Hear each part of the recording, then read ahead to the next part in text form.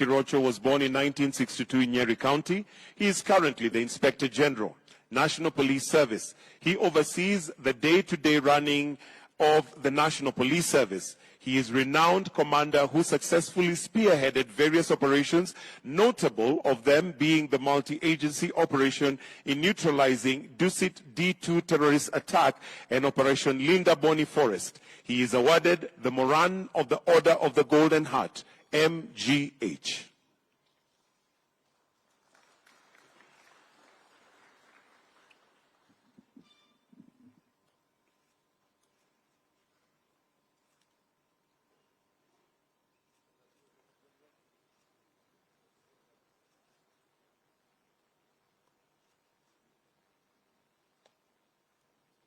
Your Excellency, the next category is the Order of the Burning Spear.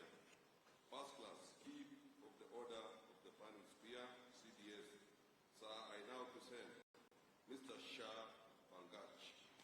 Over the past 2 years, Shah Prakaj has selflessly served over 2 million Kenyans through his philanthropic efforts. His foundation serves nutritious meals to over 12,000 families and 4,000 children monthly, most of whom are orphans or the disabled. In 2024, he has served over 30 million meals to the marginalized and most vulnerable. His initiatives also include philanthropy for children with cerebral palsy. He is now awarded the Chief of the Order of the Burning Spear, CBS.